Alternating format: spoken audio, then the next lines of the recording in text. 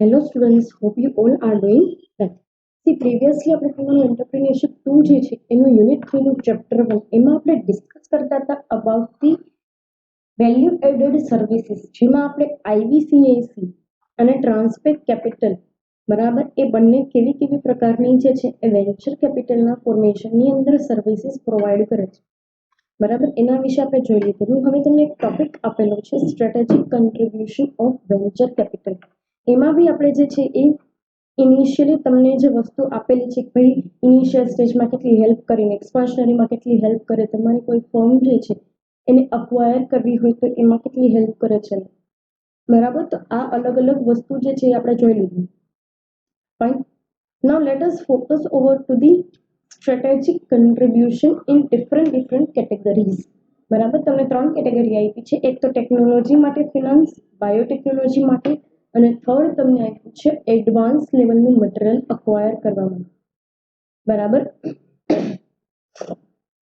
ત્રણ કેટેગરી જે છે એની અંદર એ લોકો અલગ અલગ વેઝની અંદર ફાઇનાન્સ પ્રોવાઈડ કરે છે. જરૂરિયાત શું કામ, શું જરૂરી છે કે ભાઈ ટેકનોલોજી કે બાયોટેકનોલોજી કે કોઈ પણ પ્રકારનું મટીરિયલ એક્વિઝિશન માટે તમારે પૈસા અથવા તો કોઈની હેલ્પ લેવી પડે.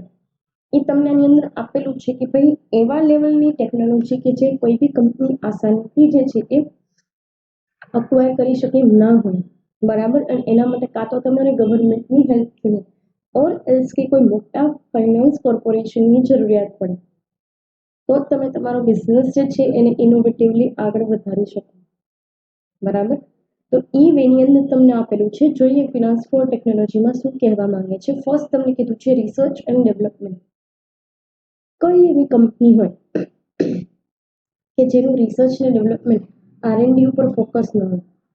બરાબર, અત્યારે તો નાનામાં નાની કંપની હોય એ પોતાની પ્રોડક્ટ જે છે એના માટે ક્વોલિટી સર્ટિફિકેટ જે છે એ લેવાનું પસંદ કરે છે, એ લેવાનું જે છે એ આગ્રહ રાખે છે. The reason is just that કે કોઈ એની પ્રોડક્ટ યુઝ કરે અને કંઈ સાઈડ ઇફેક્ટ આવે છે બરાબર, તો એ લોકો પોતે જે છે એ પોતાની જાતને પ્રૂવ કરી શકે કે ના અમે ઓલરેડી આ વસ્તુ માટેની ક્વોલિટી સર્ટિફિકેટ લીધેલું જ છે, આના ઉપર પહેલેથી જ રિસર્ચ થયેલું જ હતું. બરાબર, તો સી એવા બધા પેરામીટર્સ જે છે એને ધ્યાનમાં રાખીને કંપનીઝ અત્યારે પોતાના ઇન્સ્ટિટ્યુશન પોતાનું જે છે એ બિઝનેસ ઇન્સ્ટિટ્યુશનની અંદર એ લોકો આરએનડી અલગથી જ જે છે એ ડિપાર્ટમેન્ટ બનાવે છે. બરાબર, just to match up with the technological parameters. અને તમે એવી માની લો કે દુનિયામાં બધી કોઈ કંપની એવી ન હોય કે જે મોનોપોલી ઉપર જ કામ કરતી હોય, કે જે દુનિયામાં એક જ એવી પ્રોડક્ટ બનાવતી હોય. બરાબર, માર્કેટ તો કેટલા બધા પ્રકારના છે ને કેટલા બધા લોકો કેટલા બધા માર્કેટ જે છે એની અંદર કોમ્પિટિશનમાં હોય છે. કેટલા બધા બિઝનેસીસ એકબીજા જેવી જ વસ્તુ આઈડેન્ટિકલ પ્રોડક્ટ્સ બનાવતા હોય અને આઈડેન્ટિકલ પ્રોડક્ટ્સ બનાવો છો અને એમાં તમારે પાછી તમારી જે છે એ અલગથી પોઝિશન ઊભી કરવી છે. So you need some of the other type of technology કે જે તમે માર્કેટની અંદર તમારી પ્રેઝન્સને ક્રિએટ કરવામાં યુઝ કરી શકો. ફાઇન, એના માટેનું ફિનાન્સ. નેક્સ્ટ તમને કીધું છે કન્ટિન્યુટી ફોર ઇનોવેશન. બરાબર, જરૂરી નથી કે દરેક કંપની ઇન્વેન્શન ઉપર જ ફોકસ કરતી હોય, દરેક કંપની દર વખતે કંઈક ને કંઈક નવું લઈને માર્કેટમાં આવે ને, પણ ઇનોવેશન તો હોય જ માર્કેટની અંદર દરેક પ્રોડક્ટ્સની અંદર. અને ઇનોવેશન થાય તો જ તમે તમારી પ્રોડક્ટ જે છે એને તમારા કોમ્પિટિટર કરતાં અલગ બતાવી શકો. તમારા અને તમારા કોમ્પિટિટરની પ્રોડક્ટની અંદર જો કોઈ પણ પ્રકારનો ડિફરન્સ જોવા ન મળે બરાબર, તો તમારું કંઈ કામ નથી માર્કેટની અંદર, તો તમે ઓલરેડી કોમ્પિટિશનમાંથી બહાર જ છો. બરાબર, તો એ વસ્તુ ઇનોવેશન જે છે એને આગળ વધારવા માટે તમારે આ પ્રકારના જે છે એ ફાઇનાન્શિયલ આસિસ્ટન્સની જરૂરિયાત પડશે. ફાઇન, નેક્સ્ટ તમને કીધું છે કે એવી કોઈ પ્રોડક્ટમાં તમે ડીલ કરો છો કે જે જલ્દીથી જે છે એ બીજી ફેશન આવતા આઉટડેટ થઈ જાય છે અથવા તો બહુ નાની એવી લાઈફ સ્પાન વાળી પ્રોડક્ટ હોય છે, શોર્ટ લાઈફ સાયકલ વાળી પ્રોડક્ટ. તો આ કેસમાંથી તમારે જે છે એ તમારા બિઝનેસના કન્ટિન્યુએશન માટે નવી નવી પ્રોડક્ટ્સ તમારે લોન્ચ કરતી જવી પડશે અને નવી પ્રોડક્ટ જે છે એના લોન્ચિંગ માટે તમારે ફિનાન્શિયલ આસિસ્ટન્સની જરૂરિયાત પડશે. બરાબર, જરૂરી તો નથી ને કે તમે જે પ્રીવિયસ પ્રોડક્ટ બનાવતા હતા એ જ રિસોર્સિસમાં તમારી નવી પ્રોડક્ટ પણ બની શકે, બરાબર બની શકે કે તમારે કોઈ નવી ટેકનોલોજીની જરૂરિયાત બની શકે કે તમારે કોઈ નવા અથવા તો અલગ જે છે એ એમ્પ્લોઈઝ લોકોની કે લેબર લોકોની જે છે જરૂરિયાત પડે એવા સ્કિલ લેબર્સ કે જે તમને જે તમારે જે પ્રમાણે જોઈએ છે એ પ્રોડક્ટ બનાવી આપે, બરાબર.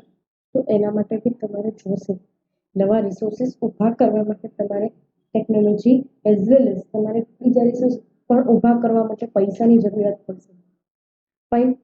નેક્સ્ટ તમને કહે છે કે high risk involves in a business due to speedy changes, બરાબર. તમે અત્યારે કોઈ એક એક બહુ સિમ્પલ એવું એક્ઝામ્પલ તમને આપું છું. અત્યારે તમે જ એક નવો જ લોન્ચ થયેલો ફોન લીધો, બરાબર. તમે ફોન લીધું ને એના બહુ લાંબુ ડ્યુરેશન તમને આપું છું, એટલું બધું તો ડ્યુરેશન લાગશે બી નહીં, પણ તમે જે મોબાઈલ ફોન લીધો, જે ટેકનોલોજી વાળો મોબાઈલ ફોન લીધો એના નેક્સ્ટ 1 or 1.5 મંથની અંદર એ જ કંપની જે કંપનીનો તમે ફોન લીધો છે એ તમારું જે મોડેલ છે એના કરતા એડવાન્સ લેવલનું મોડેલ માર્કેટમાં લોન્ચ કરી નાખશે, બરાબર. તો આટલા બધા સ્પીડી ચેન્જીસ થતા હોય ને તમે હજી એ જ પોઝિશનથી એ જ ટેકનોલોજી કે એ જ જૂની ટેકનોલોજી સાથે માર્કેટની અંદર આવો છો અને વસ્તુ બનાવો છો, બરાબર. તો તમારી કોઈ જરૂરિયાત નથી કોમ્પિટિશનમાં, you are already out of competition, બરાબર. તો એ પ્રકારની વસ્તુ કહે છે કે ભાઈ દરેક બિઝનેસ આટલા માર્કેટની અંદર આટલા સ્પીડીલી ચેન્જીસ આવે છે તો દરેક બિઝનેસ એ ચેન્જીસ જે છે એની સાથે મેચઅપ કરવા માટે અમુક અસિસ્ટન્સની જરૂરિયાત પડે અને પૈસાની જોઈએ તો બિઝનેસની અંદર કન્ટિન્યુઅસ હોય જ, બરાબર. તો એ એક વસ્તુ તમને આપેલી છે. લાસ્ટ કે છે તમને possibilities of large market and high future competition, બરાબર. શું કામ તમારે ટેકનોલોજીકલ અપગ્રેડેશન જોઈએ છે વારે વારે, તો કે માર્કેટ્સ જે છે એ દિવસે દિવસે મોટા થતા જાય છે. હવે એવું કંઈ રહ્યું જ નથી કે તમે અમુક પ્રોડક્ટની અંદર ડીલ કરતા હોય તો એ લોકલ માર્કેટમાં જો દુનિયા આખીમાં મળે જ છે એવી વસ્તુઓ, અને તમે આખા વર્લ્ડ લેવલની કંપની સાથે જ કોમ્પિટિશનમાં છો ઓલરેડી.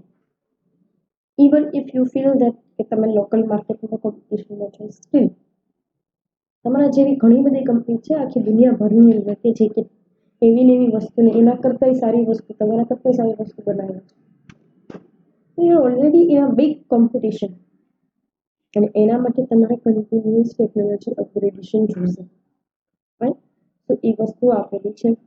નેક્સ્ટ તમને કીધું છે કે ફિનાન્સ ફોર બાયોટેકનોલોજી, બરાબર. આપણા દેશની અંદર તો આવી બધી વસ્તુ બાયોટેકનોલોજી જે છે એ હજી એટલા બધા લેવલ ઉપર આગળ વધી નથી, પણ જે દેશોમાં વધેલી છે અને જે લોકો આનું જે છે એ યુઝ કરે છે, બરાબર. તો યસ એ લોકોને બહુ એડવાન્સ લેવલની લોકો આમાંથી આવી ટેકનિક્સનો યુઝ કરીને એડવાન્સ લેવલનું પ્રોડક્શન બી કરતા હોય છે, બરાબર. આપણે તો અહીંયા ઠીક છે એટલું બધું નથી, જોઈએ શું કહેવા માંગે છે.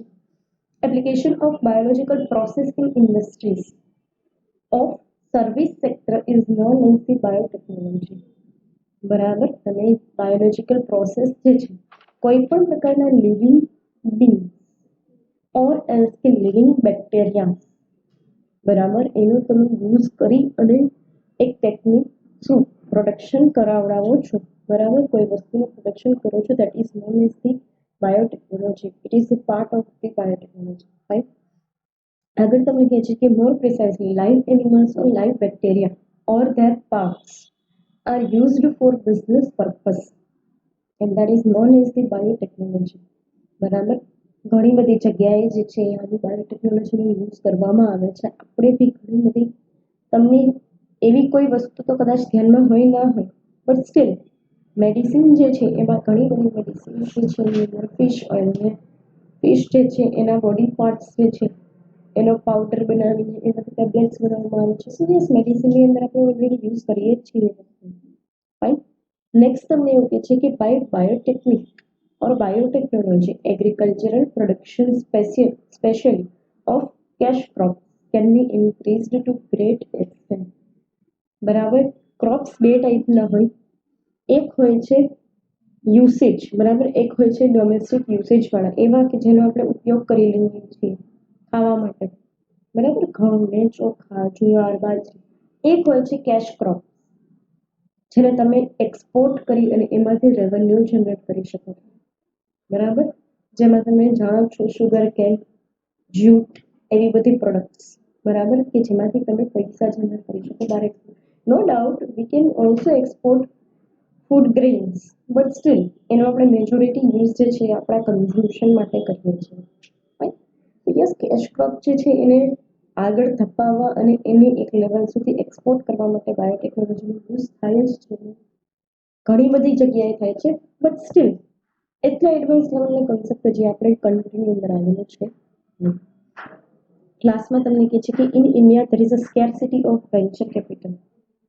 Moreover, patent protection and environmental laws are also not so favorable. So India is backward in terms of biotechnology. બરાબર, એ વસ્તુ સાચી છે. પહેલી વસ્તુ તો એ કે કોઈ આવું કદાચ બાયોટેકનોલોજી થ્રુ કંઈ કામ કરવા જાય તો બી એને એટલું ઇનફ જે છે ને એ ફાઇનાન્શિયલ હેલ્પ મળતી નથી. એ હોય તો હજી એ થઈ શકે.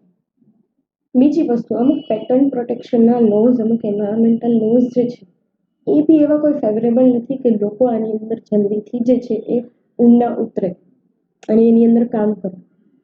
બરાબર, યસ, એ બી એક વસ્તુ આની અંદર આપેલી છે. એટલે yes, more or less we are backward in biotechnological parameters છીએ જ. રાઈટ, સ્ટીલ ઘણી બધી કંપનીઝ જે છે એ આના ઉપર ફોકસ કરીને ચાલે બી છે ને એ પ્રકારની વસ્તુઓ જનરેટ કરે પણ છે. બરાબર, તમે જોતા જ હશો અમુક તમે જો એગ્રીકલ્ચરને રિલેટેડ ચેનલ્સ આવતી હોય એમાં તમે જોવો તો તમને idea how they are just we can say that producing every cash crop in a very minimum expenses. બરાબર, કેટલી બધી જે છે એ લોકો બ્રીડ જે છે એ બનાવતા હોય છે. બરાબર, અલગ અલગ બિયારણને ભેગા કરે, એમાંથી કેટલા બધા ક્રોપ્સ જનરેટ કરે. ક્રોપ્સ અધર દેન ધેટ અમુક પ્રકારના બેક્ટેરિયાની બધી વસ્તુઓ કેવી રીતે યુઝ કરે છે. બરાબર, તમે એવી કોઈ ચેનલ જોતા હોય એગ્રીકલ્ચરને તો તમને આઈડિયા આવી જશે. લાસ્ટ તમને આપેલું છે એડવાન્સ્ડ મટીરિયલ. બરાબર, જરૂરી નથી કે દરેક કંપની જે છે એનું મટીરિયલ જે છે એ આસપાસથી મળી જ રહેતું હોય, અથવા દરેક કંપની જે છે એને રેડીમેડ મટીરિયલ આવી જ જતું હોય, કોઈ બીજા દેશમાંથી આસાનીથી ઇમ્પોર્ટ કરી શકાતું હોય. તો ઘણી વખત એવું બને કે તમે જે પ્રોડક્ટમાં ડીલ કરો છો બની શકે કે કોઈ કંપની એનું રો મટીરિયલ બનાવવા માટે બી છે જે છે એ એક આખું મેન્યુફેક્ચરિંગ બિઝનેસ કરતી હોય છે. અને એમાં ઘણી બધી કંપનીઝ છે. બરાબર, જે ગુડ્સ ઇન્ડસ્ટ્રી જે છે એને ઇન્ટરમીડિયેટ ગુડ્સ ઇન્ડસ્ટ્રી કહેવામાં આવે છે. અને આવી ઇન્ડસ્ટ્રીઝની અંદર કંપનીઝ જે છે એ બીજી કંપની માટે રો મટીરિયલ બનાવતી હોય છે. એ પ્રકારની રો મટીરિયલ કે જે અવેલેબલ છે જ નહીં રેડીમેડ કંઈ પણ. So you have to manufacture. Then if you are dealing with that product, તો પછી તમારે એ લોકો પાસેથી રો મટીરિયલ લેવા જવું પડે. બરાબર, તો એ પ્રમાણે કહે છે કે જો with the application of modern technology the production of high performance material is known as an advanced material, and yes we need higher level technology. બરાબર, એવું ક્યાંય ચાલે નહીં કે ભાઈ તમે કોઈ કામ માની લો કે તમે એની અંદર બનાવવા માટે જેટલા બી અલગ અલગ કમ્પોનન્ટ્સ હતા એ તમે ઇન્ટ્રોડ્યુસ કરો છો અંદર મશીનની અંદર, પછી અચાનકથી મશીનમાં બ્રેકેજ આવી જાય કે એવું કંઈ થઈ જાય કે મશીન જે છે ચાલતું બંધ થઈ જાય, આવું કંઈ ચાલે જ નહીં. એટલી એડવાન્સ લેવલની ટેકનોલોજી તમારે જોઈએ. બરાબર, એવું એવી મશીનરીઝ જોશે આવા મટીરિયલ જે છે એને બનાવવા માટે. તો યસ, એના માટે બી વેન્ચર કેપિટલિસ્ટ લોકો જે છે એ એના આસિસ્ટન્સની આપણે જરૂરિયાત પડશે. એક વસ્તુ તમને કહી દઉં કે તમને અહીંયા 3 પેરામીટર્સ જે આપ્યા છે ટેકનોલોજી, બાયોટેકનોલોજી અને એડવાન્સ મટીરિયલ, આ એવી વસ્તુ છે કે જો આપણા દેશની અંદર એમ કહું છું કે 100% નહીં બટ સ્ટીલ 70 to 75% સુધી આપણે જો આ વસ્તુ કરી શકીએ ને આપણા દેશમાં તો ઘણા ખરા અંશે જે છે એ સેલ્ફ રિલાયબિલિટી ક્રિએટ થઈ શકે. બરાબર, ઘણા ખરા અંશે સેલ્ફ એમ કહી શકાય કે સેલ્ફ રિલાયબિલિટી ક્રિએટ થઈ શકે. એટલે બહારથી આપણે ઇમ્પોર્ટ ન કરવું પડે. અને જેટલા આપણે વધારે સેલ્ફ રિલાયન્ટ બનશું એટલું જ જે છે એ આપણા દેશને ફાયદો થશે, ઇમ્પોર્ટ એટલું જ ઘટે. બરાબર. અમથા લોકો આટલી બધી વાતો નથી કરતા કે શું જરૂરિયાત છે. બરાબર. But yes, this is our need. એમાં તમને એક એક્ઝામ્પલ આપેલું છે સિરામિક્સ, કાર્બન ફાઈબર એટસેટ્રા. બરાબર. યસ, આ બધી વસ્તુ જે છે એ અલગથી તમારે મેન્યુફેક્ચર કરવી પડે, અમુક પ્રોસેસીસ પછી જે છે તમને મળે. બરાબર. Yes, that's all about this strategic contribution.